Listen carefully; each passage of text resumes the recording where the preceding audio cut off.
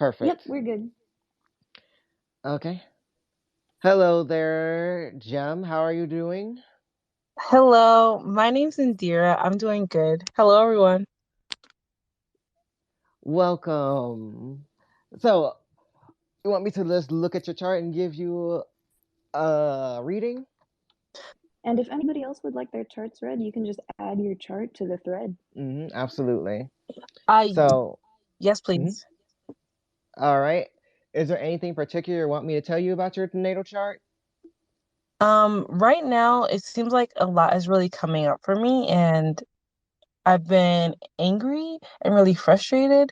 But I'm not usually an angry person, so I don't really know what hmm to do with all this energy. So if you could just give me like a little something to like tell me what's going on with me, that would be great. Okay. And all right. Let me see. I got your birth data. Thanks. And let's see. 8:05 p.m. And all right, so you are a Sagittarius rising, nice, a Gemini sun, and an Aries moon, correct? That that's correct. So already, so you have things going on in your air houses. You have Saturn and Aquarius in your second. You have Mars and Gemini retrograde in your seventh, and then you have the Kazemi going on in between like your ninth and tenth, going by Placidus. So what that translates to is that while networking opportunities will probably be looking nice, at the same time the financial aspects will probably be dealing with like some difficulties or hurdles in that sense, or like a delay because Saturn will be in a second. So it could be a thing like, oh, paperwork or like some sort of miscommunication or like something that really causes a hurdle. And then as for the anger part, Mars would be in the seventh, and that would be other people. So what seventh house represents is like one-on-one scenarios. It could be business partners, it could be rivals, it can be open enemies, it can also be romantic partners. But literally, it's gonna be one-on-one sort of relationships. So you have Mars and Gemini here, and again, it's going to be giving those other air houses a trine as well. Random tracks. So it gives like a whole energy of people probably trying to speak into other relationships that you have and the boundaries of them not being like clearly sustained. So you have to assert those boundaries. And because you are constantly dealing with this, you don't have the time to like properly decompress. And because you have to set up more boundaries than you were probably used to, you're ending up having people probably saying that, oh, you're being a bit too harsh, or maybe you're being a bit too strict, or something along the lines for where they feel like they're not being treated fairly. But in the same time, however, it's not so much an issue for where, oh, it's not fair that you asserted a boundary. What the issue is the communication, because it's all air element is all going to be about the communication, like tone's gonna be a thing, and like it's not gonna be so much emotion or like intent for where like more water or fire involved in this.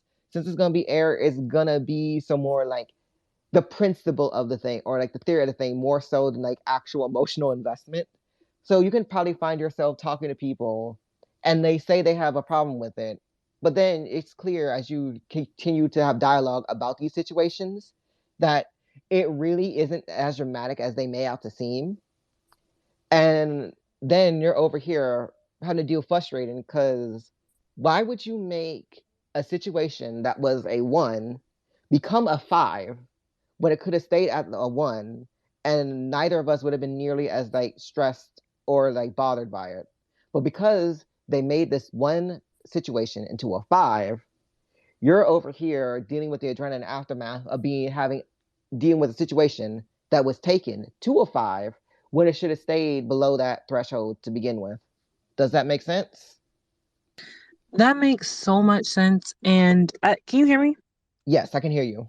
Okay, and I'm just like I'm kind of really frustrated right now because I my mom in particular, hmm she's very opinionated, and she's also helping me with the networking opportunities that you were talking about. So Hmm. she's pushing me out there, but at Hmm. the same time, I feel like I'm evolving spiritually, Hmm. and that requires some introspection and some alone time. Hmm. And I'm trying to tell her, a Leo, like, hey, like I need a minute, but she can't really hear no, and she's not respecting my boundaries. And when I feel like I'm having to put my foot down a little bit harder, Hmm. it feels a little bit disrespectful, and I don't want to be disrespectful. So Hmm. it's like a back and forth in myself. Hmm. Yeah, I can understand that. Like, I can tell that you love your mom because you have like a nice lifestyle with like Mars and Uranus. So she is really supportive of you being a go-getter, asserting yourself and going out there, as you said. Like it shows that in the chart, and like really like help you like be comfortable with yourself as a person. But because she's probably seeing it as you trying to limit yourself or make yourself small, she'd be like, "No, don't do that. Do the opposite."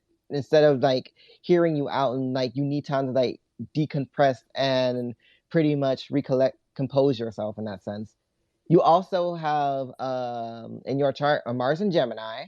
So happy Mars return, since Mars is currently in Gemini, and also it's square your Jupiter. So you mentioned having like a sense of like a spiritual struggle or like tension. That makes sense because with Mars and Jupiter, it's great for when you need to like advocate or say you're going to do something. Like if you are going to do something, you can be really charismatic and people are going to believe you. And like it could be something like, I'm going to run 5 miles. Even if you never run a mile in your life, if you said it, they're going to believe you. And it's just like, oh, you know what? Yeah, you got it, Andrea. You can absolutely run those 5 miles that you never ran before, and go for it. Because that's like the power of like Mars, Jupiter.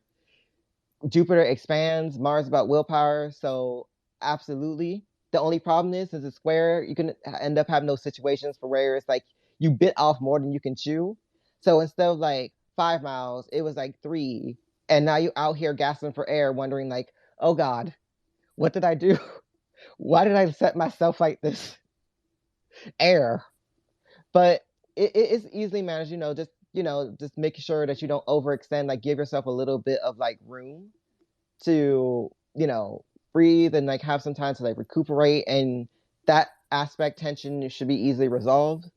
But yeah, I could say, since your moon is really in your chart positively aspect and everything, and like you said, you understand why your mom is like pushing you to go forth and it's everything, you could have that conversation, being more so, yeah, I understand, yes, you can, but in order to really be at your peak, in order to be at your most objective and to be at like your best, you need time to just like pull back and recollect yourself and recompose, reanalyze things, like have a bit of reflection, so that when you move forward and are like ready to really like progress, you can do go forth and be very, very strong about it and not have any sort of setbacks to deal with or deal with burnout. Like you'll be prepared and you'll be centered and in that space to just move the way you want to. Does that make sense? That makes complete sense, especially because I'm very mental with how I plan things out. I have to have like a plan, and I need to be Mm-hmm. able to see it in my mind's eye. And when I can see it in my mind's eye, I can get it done. But she's like, just do it. And I'm just like, I can't. I need to see it. But thank you. That helps me so much. I'm gonna sit down and talk to her. I'm gonna try and do this. Pray for me, y'all. Pray for me. But thank you. Welcome, welcome. Thank you so much for letting me look at your chart. Anyone, welcome everybody. Feel free to request a mic if you want to get like a something looked at in your chart. And let me And see. for anybody who has gotten readings before, Hmm. Cap's tipping information is on the jumbo. Thank you. Jupiter, you Cardinal good? ruler. Hey, I'm good. How's it going? It's going well. It's going well. We're enjoying this Venus Kazemi. We're all gonna have like harmony in here. I see some familiar faces. Hello, everybody. Yes. Much appreciation. So yes, Jupiter, what do you want me to look at in your chart? Or you got a question Mm, for me? roast my Venus, please. Is it because your Venus and Sun are conjunct and you just want me to roast it? All right. All right, Sure, here you yes. go. All right, let me go. Let me look at Jupiter or Jack's Venus. Okay, so for For sure. those that don't see the visual, he has a sun at 28 degrees Capricorn. He also has a Venus at 28 degrees Capricorn. And pretty much, yes, they are conjunct. And he's upset that they're not exactly Kazemi. They're just like ridiculously close to each other. So, moment of silence for that. But Oh, yes, you have your Venus and Sun in the fifth house. Yes, I'm using Placidus because I know how you are. thank you. And Venus has her joy in the fifth. So she's really, really happy here. And another thing that people are not aware, like Mars is also involved in this party, conjunct both Venus and Sun at 22 degrees. So is Uranus and so is Neptune. Like it's a train. They're just basically soul train lining in his fifth house. And Venus and the Sun are just over here leading. So you want me to roast your Venus in particular. All right. So here is the roast. You have this conjunction with Venus and Mars already. So already that you love competition, and it's not going to be like competing with each other. You could just love competitive things in general. You can love competitive people. You can love people that are going to be like athletic. You can love people that are just going to be out there asserting themselves and everything like that. Like those are the ones that you're just going to be giving attention to. And that's how you get into trouble, because then you end up having people attracted to you for where you're just like, oh, I was just playing this game just to play this game to win. I just wanted to win the free smoothie. What are y'all being seduced? I wasn't trying to be seductive. I was trying to win. I was not playing games. I was making the Yeah. ugly faces and everything to get those perfect scores. But then here you are enjoying your smoothie, and you got people over here just like, hey. And you're like, what? Um, you know what? You know what? You got me. I never thought I was capable of that until recently. Oh, don't worry. Uh, I got more for you. I got plenty more for you. You also have Venus conjunct Uranus. So automatically, if they're going to be trying to pull this basic script of, all right, I'm just going to sit here in this all white dress and look pure and wholesome, and he's just going to look at me, and then he's going to ask me if we're going to go courting. Like, yeah, that's not happening. That's dead. Basically, what needs to happen is she's over here. Her hair could be like half shaved. There could be like a parrot there as an accessory. She's just gotta be unique. Like she has to be out here with her own style, unique, out here, different.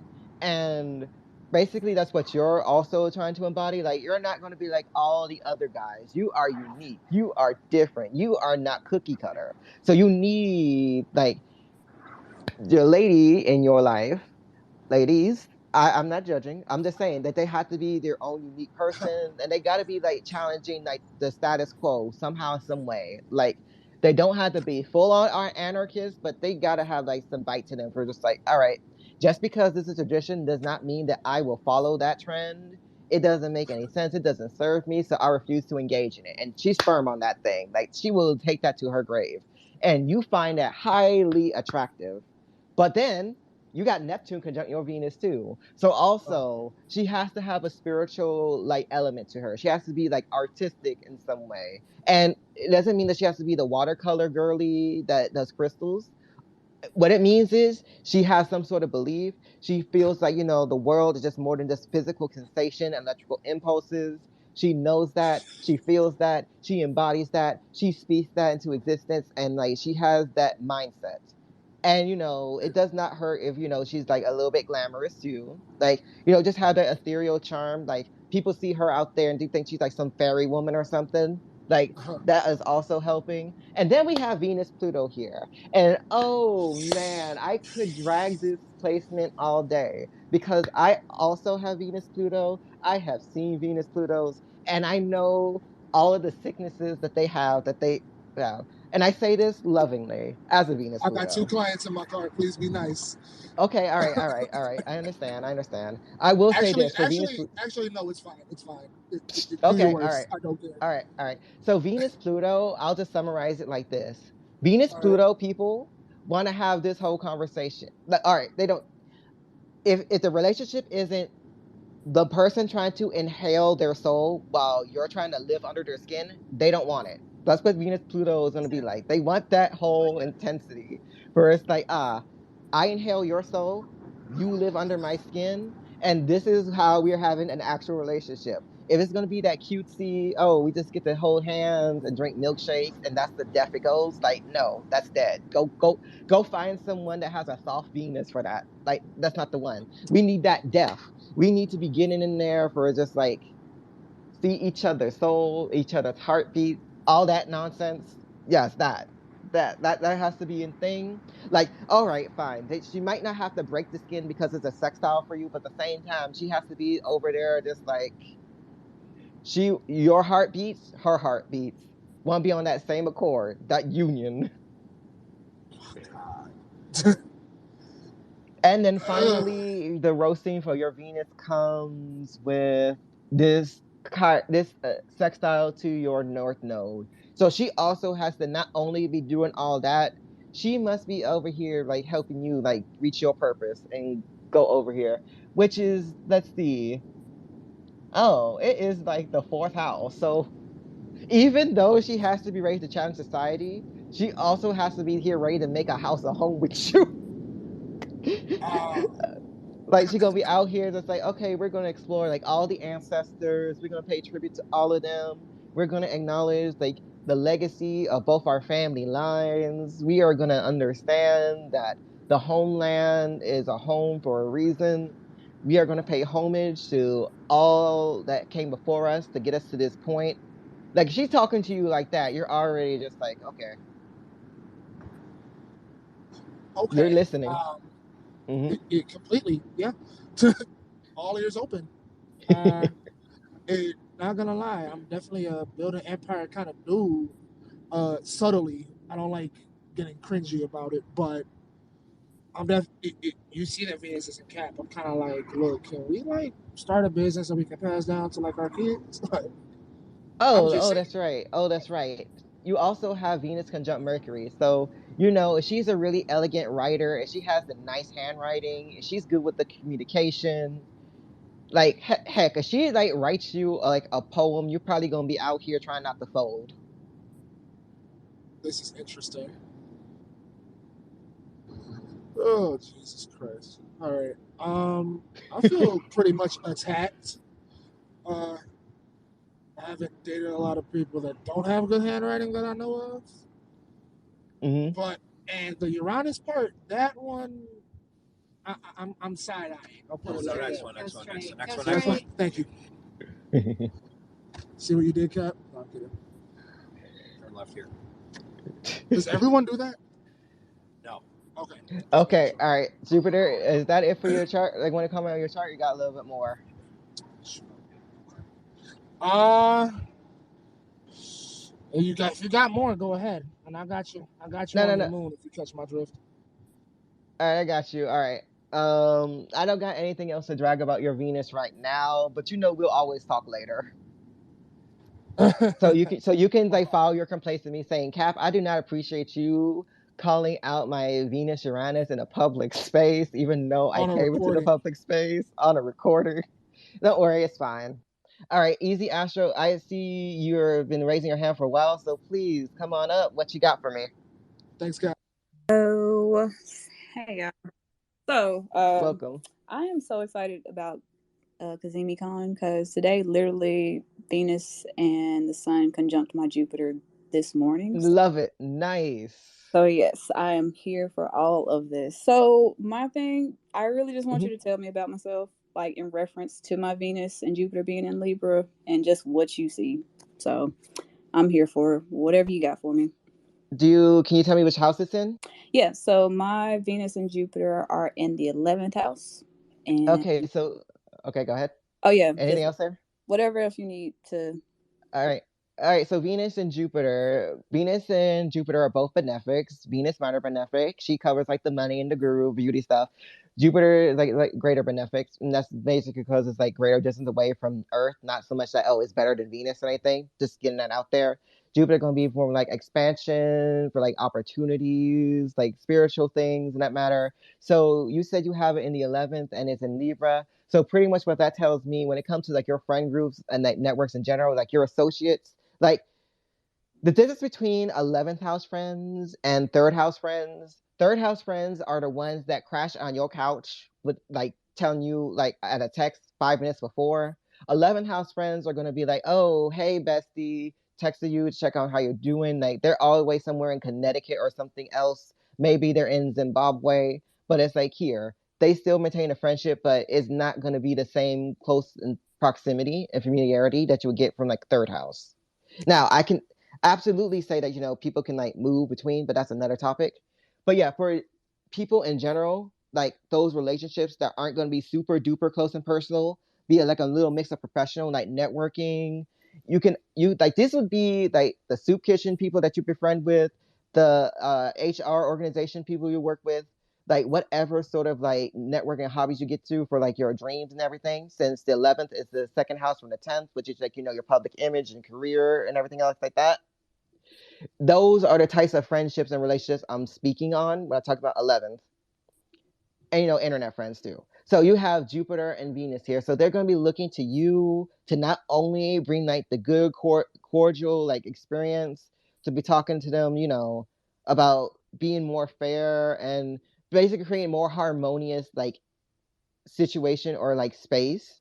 They're also looking to you for guidance as well. It's like bringing like a more nuanced perspective, like a larger perspective. It can be either spiritual in that sense or just very more high minded. It's like, okay, y'all, we can have the tea party, but then what's actually are in these teas? Like, what is going into our gut? How does that affect like our mind? How does that affect like our spirit? Like, how does that affect our like energy, like magnetic energy fields and everything else like that? Like they're going to be looking to you to be having those sort of like things manifest and come into like a space. Like literally just go up to you, say, okay, so easy. We want to have this whole party, but at the same time, like it's a networking thing.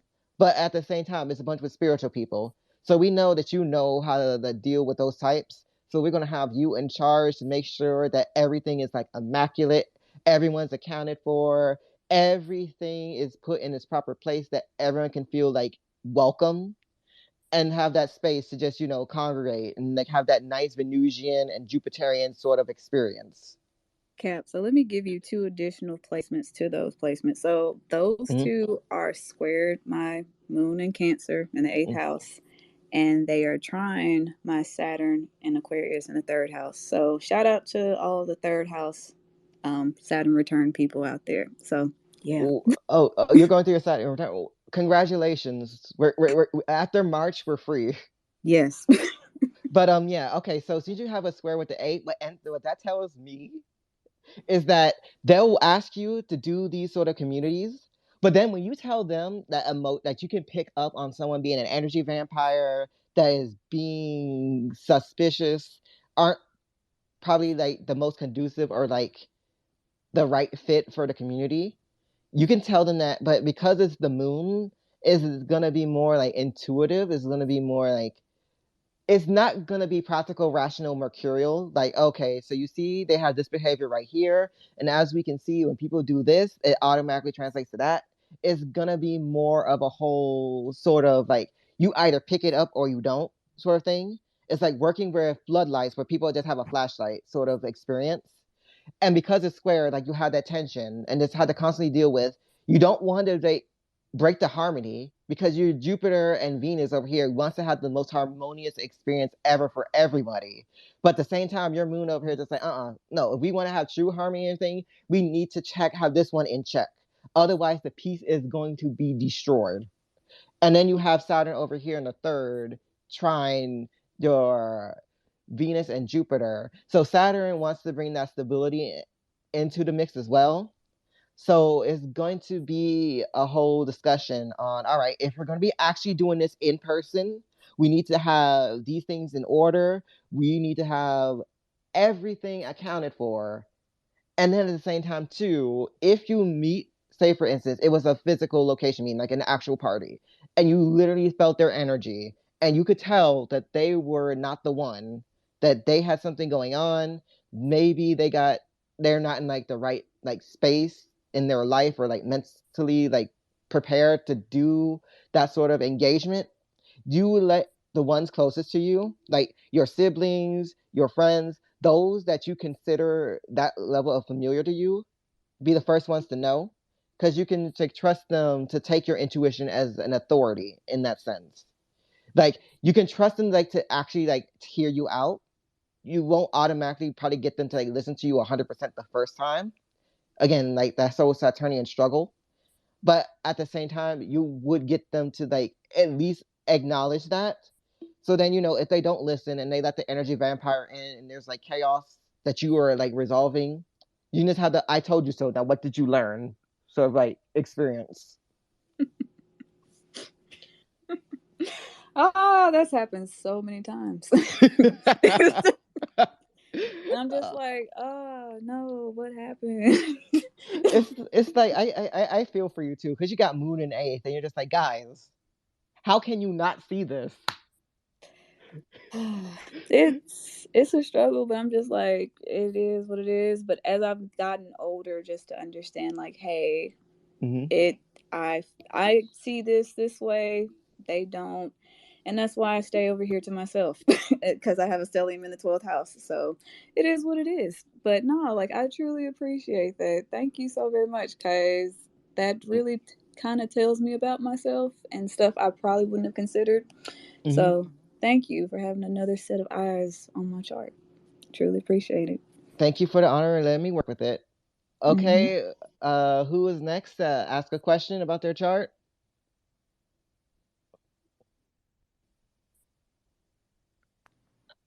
Let me see. Okay, eighth house moon, you're up. Oh, okay. I'm sorry. I'm Mm-hmm. gonna drop my chart, but I just want to know more about my moon in the eighth house. I'm trying to understand it from a Hellenistic viewpoint. Mm-hmm. I'm gonna drop it in the chat right Okay, thank you.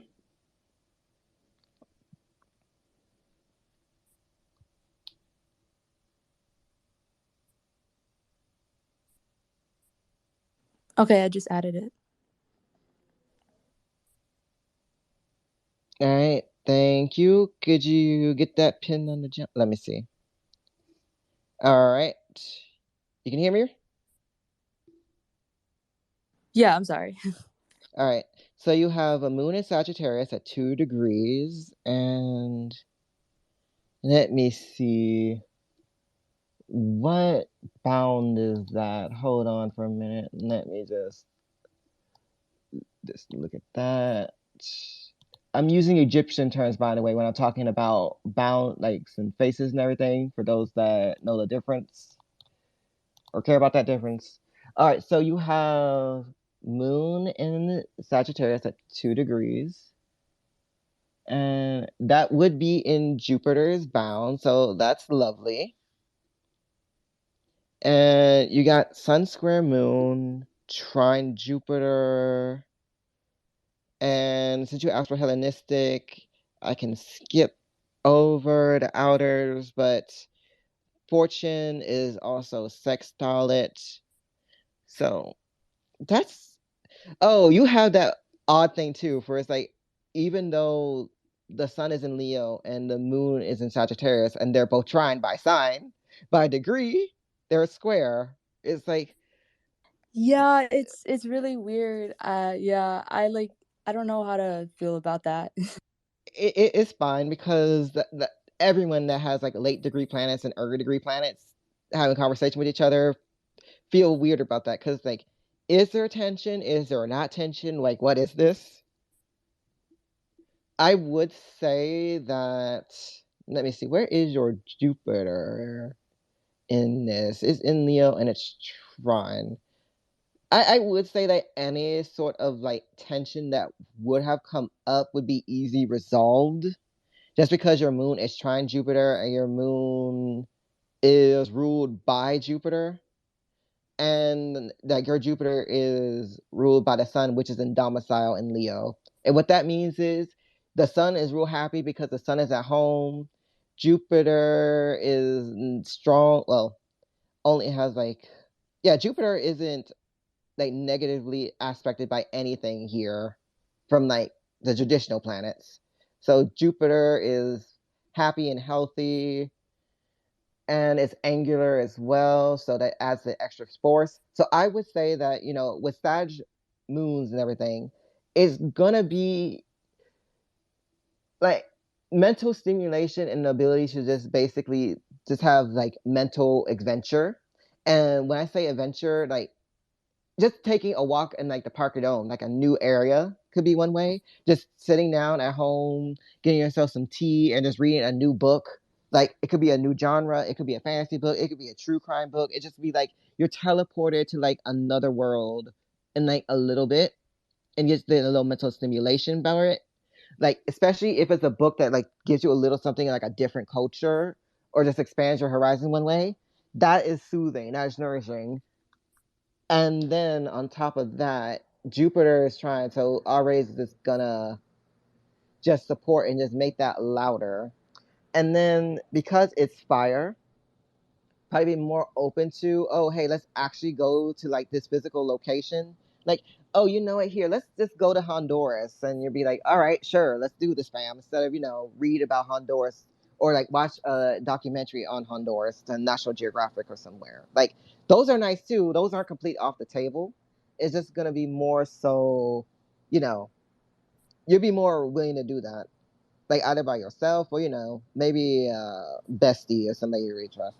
Since it's like fourth, I probably say, like a family trip or something like that. And then since you have the moon in the eighth, though, it's like you're also going to be aware of basically how power struggles and how undercurrents go, power plays.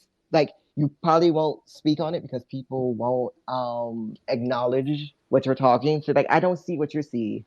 And that's just one of the things you just gotta learn like to work with. Like also like getting deep investment in studying into like occult matters would be another thing as well. So there'll be that going for you as well. Since Jupiter is be like I don't know. Since the eighth house would be for research, like in-depth research, intense research. Like if it's something that is different, like from like another culture or like from a place of specialized knowledge, that you can just dig in deep in, like spend like hours. Like you have 20 tabs open on your like browser. You have 5 books over here. You got 3 audiobooks. And we have like probably you talking to somebody and is getting like their literal account for like a thing that you're studying. All that going on, probably be emotionally thriving. Does that make sense? No, that definitely makes sense. I feel like I'm that way with astrology, especially with my Virgo Mercury too. Mm-hmm. Like I study astrology a lot, but I'm all over the place with how I study. I feel like that's very mutable. Mm-hmm. But yeah, especially with the family trips and stuff, like that made a lot of sense. Mm-hmm. Yeah. Thank you for letting me look at your chart. Thank you so much. Mm-hmm. Okay, who's up next? Let me see. Solar practitioner, are you there?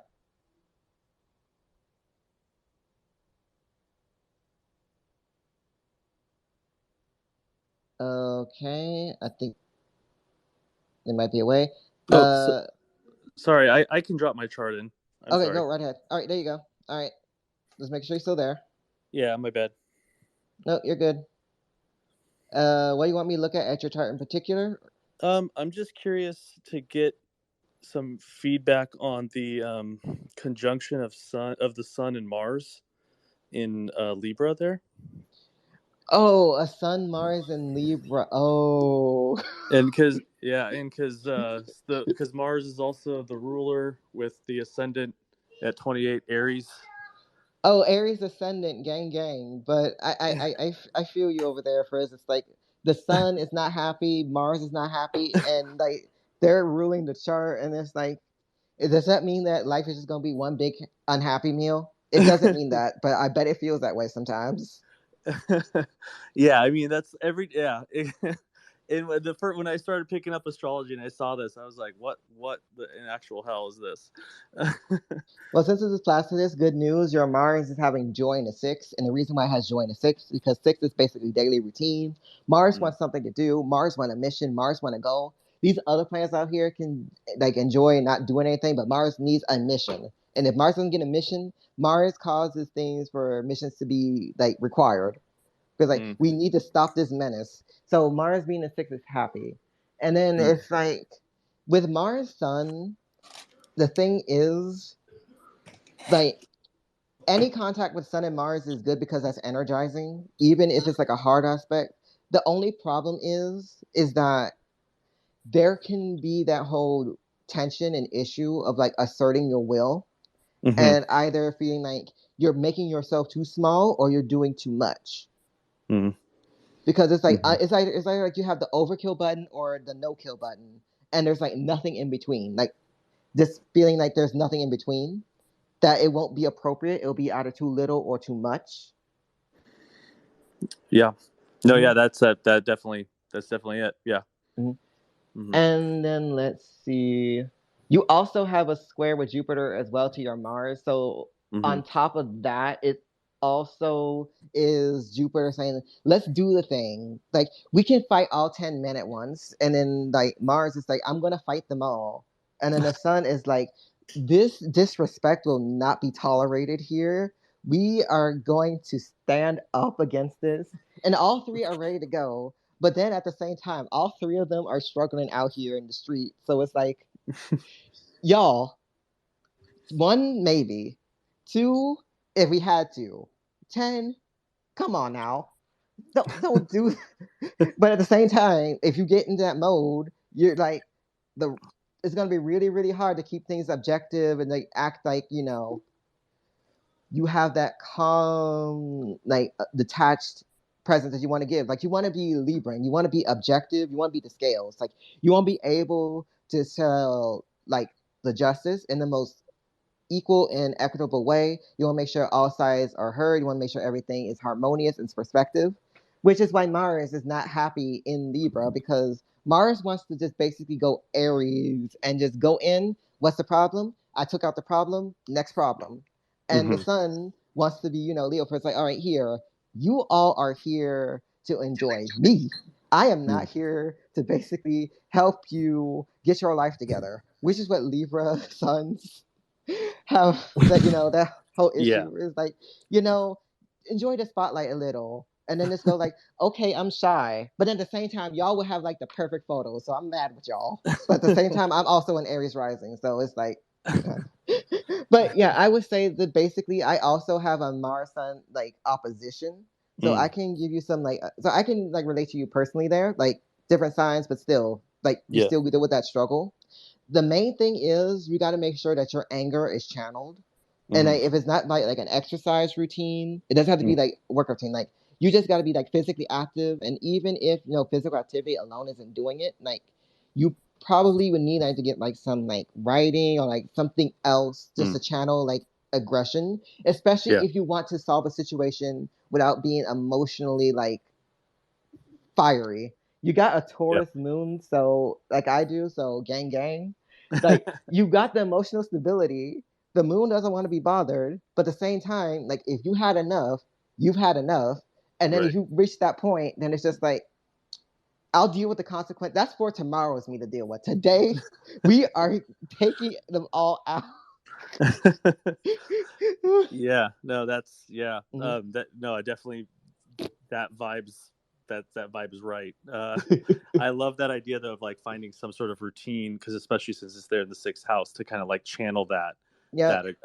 that like aggression that's trying to get out but like is kind of hidden behind the sun and the Libra there. Yeah, Oh, that's awesome. since it's like sixth house in Libra, I would say, if you can find like a workout body or like a group or something, You know, like a little bit of like it's also be like for like, you know, partnership, but also like a little bit of accountability as well. I think Yeah. that would probably do wonders, like help remediating that. Cool. Cool. Thank you so Right. much. I appreciate that. Welcome, welcome. All right, who we have up next? All right, let's see. Oh, go ahead. What was that, Andira?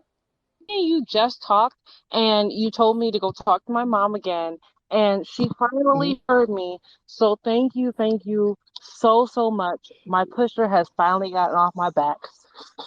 Love that for you. Hooray. So happy to hear that.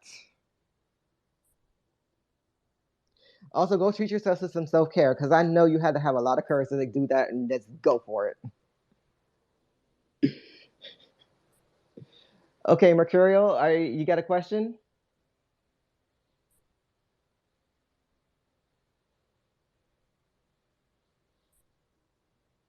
Okay, since Mercurial, I don't think they're there, I'm going to blame Jupiter for this. What we're not gonna do is blame Jupiter for everything. Hello there, Jesus. Shy. The hell? Hi. Okay, what questions you got for me, if any?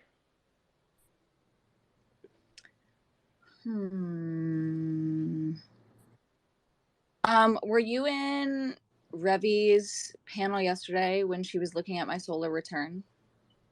Let me see. I came in the later half of that. What was the main thing you were on it for, like the solar return? Well, I was just curious because my solar return is starting right after my Saturn return, and they're in the same house. And it's like 7 days after Saturn enters Pisces, and then like I think like 12 or 20 days or something before Pluto enters Aquarius. So there's a lot of big there's a lot of big space events happening. Well, you know, with the Saturn return, that's basically finishing up like, okay, what are you going to do with your life? You've been doing all this time, doing like learning things. You've been doing adulting for too long. You're already here crying about your back and like your soul. So now what are you going to do? Because you don't want to do it 30 more years of like running around and crying, do you? Just like, wait, what? So it's like that. And then also with Saturn returns, like the pressure gets lighter after like, you know, the first go around. So it's going to be that. But since you got this, phrased it, it's interesting that you phrased it that way. Like you don't want to spend the next 30 years of your life running around. And it just reminded me of like, so I started cutting hair at my superior Saturn square, and like the moment I got into it, I was like, I do not want to do this for the rest of my life. This is way too physically demanding. I don't know when I'm gonna stop doing it, but I definitely don't want this to be my lifelong career. And then I moved here for college, and I'm not a hairstylist anymore. I was like, yep, I guess that phase of my life is over. But it happened kind of abruptly, so I am like low key kind of sad about it. I get you. I get you. It's just like you enjoyed it, but at the same time, you knew that that wasn't gonna be for you for the rest of your life. Yeah. So I would say that again, like you're just gonna be dealing with the Saturn return aftermath and everything. And when I say aftermath, it's gonna be like, all right, it's finally over. You finally have your focus, or you should have your focus on what you're gonna be doing from here. And then immediately having like Saturn, like after like involved in like, your solar return. It's like that's probably gonna be like, all right, so let's do a review. What did you learn from your Saturn return? What are you not gonna be doing no more, and what are you gonna be doing now? And just literally just based like, all right, how do you want people to see you Shy as an individual in that sense? Like when you are shining and you are thriving and alive, how do you envision that to be? Like what like environment are you in? What are you doing? What makes you know that makes you feel alive? Like every time you think about it, you can't help but light up. That's what the sun wants to do. The sun wants to give warmth and light to literally everything else around it. So with the Saturn involved with the solar return, it's gonna be a thing of all right, you really want to be this? You sure it's not just for like praises or for anyone else? It's gonna be for you, by you, radiating out.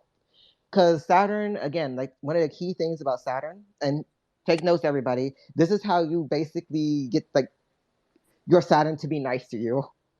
Saturn wants you to have integrity. And when I say integrity, I mean in the sense of whether you get praise for what you're doing, whether you get booze for what you're doing, or you get ignored by like everybody for what you're doing. No matter how the world reacts, you are still going to be that thing because that is what you are. That is who you are. That is what you're here to be. That is what you are dying as. Like, if you can find that firmness in that and radiate, then Saturn, your relationship with Saturn would be completely different, and your sun would be like super strong. Good point. Mm-hmm. I will have to keep that in mind in the next coming months. Don't worry, you know goodness, you know we're going to be talking after this, so. Sure. Yep. And also, yes, in March we're going to be free. We just got to survive. I'm not going to be free. I'm going to be stuck. Don't worry, we'll get you out of jail in April. Well, yeah, and remember my Mars is there too, so like, I like it. I like the malefics, but they are intimidating. That's for sure. It's like you can like the malefics, they're still going to be malefic though. That's how I'll put it. Like, I love my malefics, but at the same time, they absolutely are malefic as hell. It's like it's the same type of pressure as like meeting one of your really like senior mentors that you've been learning from a long time, but you've like never actually had an encounter with them, and they have a reputation for being very strict and kind of an asshole. But they're still like such a wealth of knowledge. You got to deal with it anyway. Yep, that's so you meet them. So you meet them for the first couple times, and you're just like sweating bullets on the inside, and it's like Jurassic Park. It's like, don't show fear, they can smell fear. That's really how it can feel like sometimes. That's really how it can be. But yeah, that's a great way to paint it. Love that. All right. MOS, welcome. You got something to ask about your chart or anything? Or you just come to say hi? That's fine too. Hello.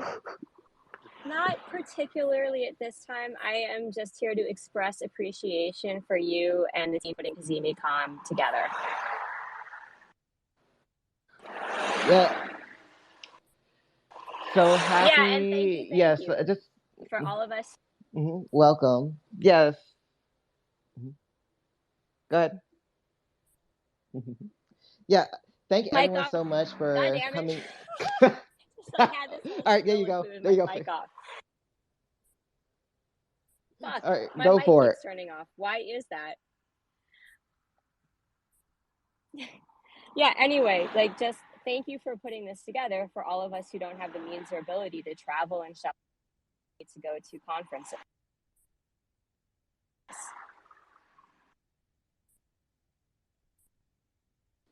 Yeah, I'm so very proud of all of the astrologer staffs that worked along with this with me in order to make it possible. Like, we have Revi over here on the account. We have Shai over here who's been doing a wonderful job of helping moderating these panels.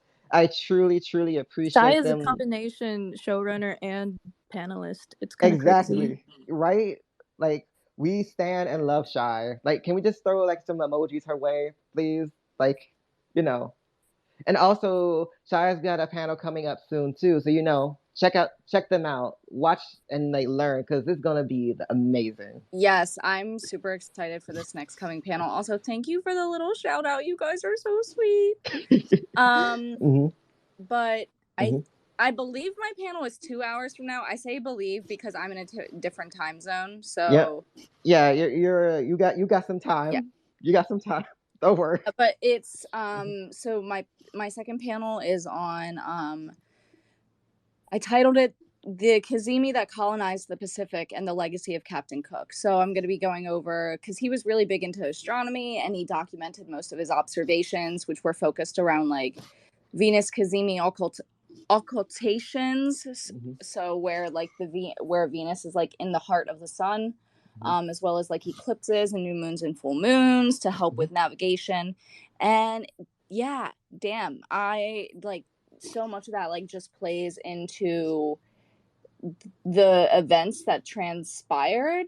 And also, I'm going to be incorporating a little bit of Hawaiian astronomy in there too, and Hawaiian lunar calendar knowledge. So if you're curious Yep. about Pacific astronomy, you should tune in. Oh, absolutely. And I will be there with Shy to make sure everything goes smoothly. So I want to thank everyone once again for coming in to listen, for sharing your charts, for, helping, make HazimiCon such a wonderful experience that it's been. And, if you see some like interesting faces here, like maybe you heard some interesting aspects, maybe you hear someone that has a Saturn placement similar to yours, don't be shy. Look, just message them. Look, make friends. That's what we're literally thanks to this community. We even like trended on Twitter for a little bit. So it's like very, very excited and happy and proud. And like everyone who participated, who spoke as a panelist. Yes. Thank y'all once again.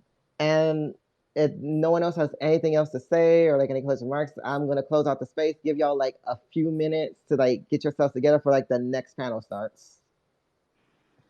Cap, you want to plug your card or plug your channel? Oh, let's see. Oh, that's right. Thank you. So, yes. I do have a YouTube channel that is on the Jumbotron.